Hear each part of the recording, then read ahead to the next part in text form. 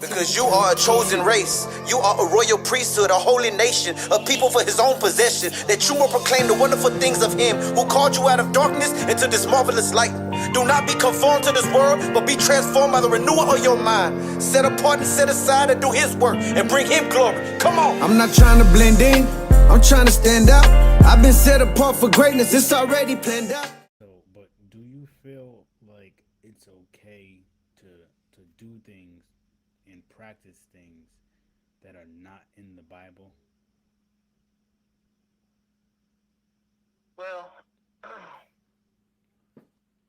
I'm just kind of curious. Like, is this something that bothers you? I mean, what is that? Is that these things that you're bringing up are kind of?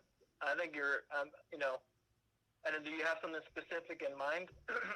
Because is this something that you're like, well, I have family that is Jehovah's Witnesses, and I'm curious about it, but these things is this something that's holding you back from wanting to learn more, or is this something that you just disagree with what Jehovah's Witnesses, the way they do things? Is this something that you disagree with? Well, no, like I said earlier, I would be a Jehovah's Witness. I'm just trying to test it. I'm just trying to ask questions to gain a better understanding in what the members believe, and just trying to understand it better. Yeah, well, that's good. I mean, the best way, you were asking Shirley, and you're asking me, so that's good, because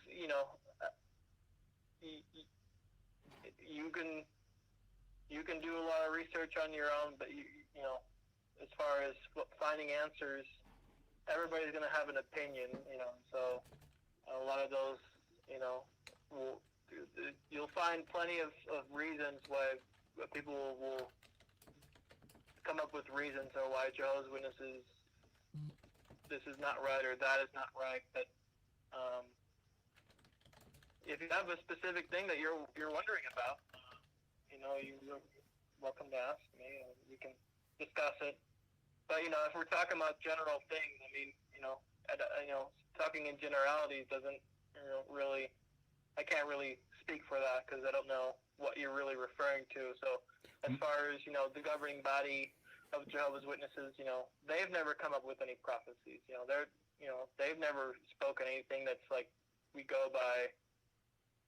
This is not. If it's not in the Bible, it's not what we follow. Just basically what's in the Bible. Right? So. What do you mean they haven't made any prophecies? Because even I think it was probably about like 2 or 3 months ago, they came out and corrected itself on there was a dual prophecy that they claimed it was fulfillment, that was talking about the witnesses preaching work about the locusts.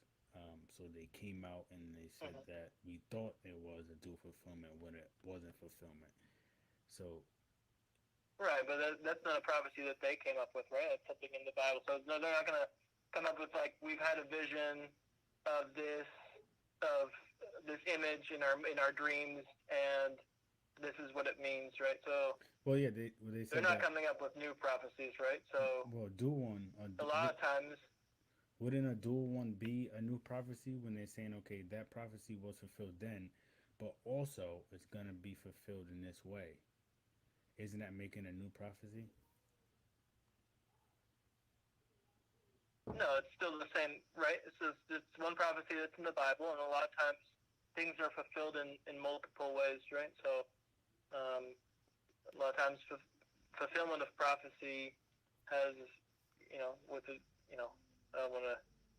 There's different examples. I don't have to get into all kinds of like stuff right now, kind of details. But I mean, a lot of times Jesus made prophecies, and they were fulfilled in His day.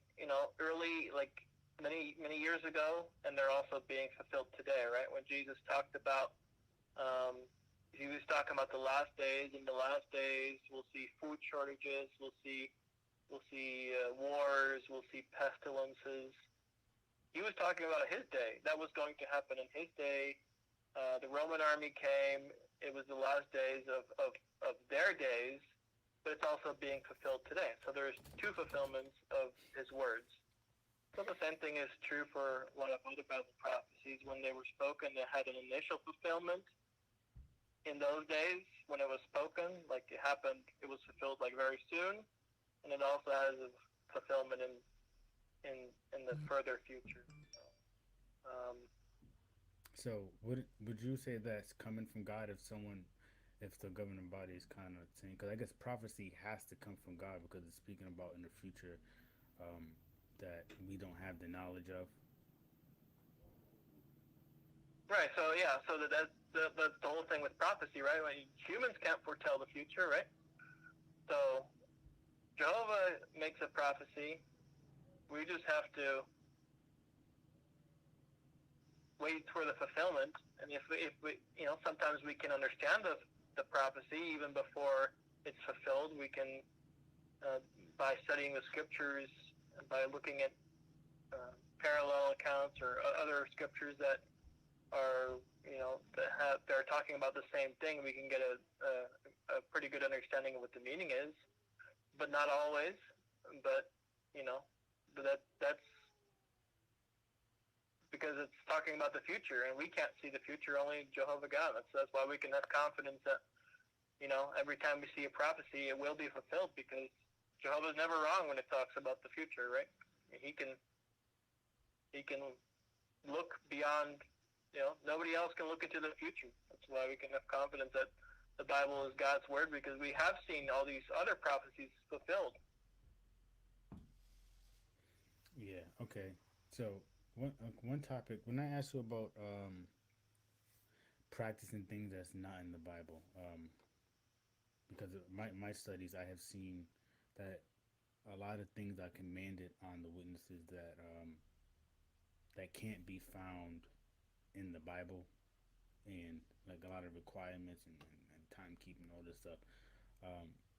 And there's publications that state that everything that I guess you would believe would be in the Bible, and if someone's teaching a false, like the kind of to identify, I guess a false religion, you want to find areas that are not, they're teaching ideas that are not in the Bible. That's why I was wondering if you were okay. Was it like kind of any time that troubled you, where you kind of saw something that, okay, that's not in the Bible, or you're okay with doing things that kind of not in the Bible?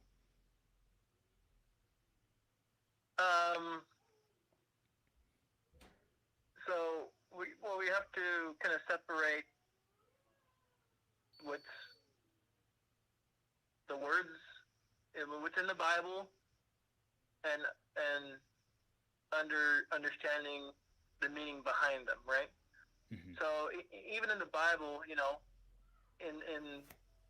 the very beginning, Jehovah taught his followers. He told them to make all these sacrifices, or all these animal sacrifices. They had to do them really regularly. There were like 7 bulls and 7 rams, and the early Israelites, they had to do all these sacrifices, and that was like every day they had to sacrifice so many lambs, and every day it was a daily sacrifice, and they had a monthly sacrifice. All these different rules that God gave them.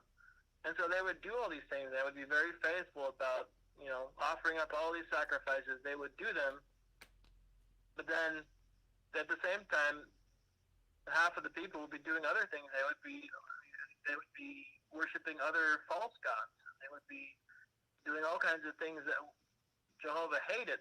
And so in the scriptures it says specifically, that Jehovah basically told them that these sacrifices are worthless because they didn't understand the meaning behind the sacrifices, right? So the same is true, and so they were doing what they were told to do, but they didn't really understand why they were doing them, right? So the same thing is true today. Like, the Bible doesn't say don't smoke, obviously, because that cigarettes weren't invented in the first century, when Jesus was around. So just because the Bible doesn't say don't smoke doesn't, or don't do drugs doesn't mean that it's okay. Well, if we look at the Bible and understand the principle behind what was written in the Bible, we understand that, being a Christian is not about like it was in the first century, just having all this 10 commandments, having all these laws and all these rules. Jehovah hasn't given us all those things. He has given us our conscience, and he has given us his word, the Bible, that helps us understand Jehovah's thinking. So we look at Jehovah's thinking and how he feels about things. We can come to the conclusion that Jehovah is a clean God. He is a holy God. He wants his worshipers to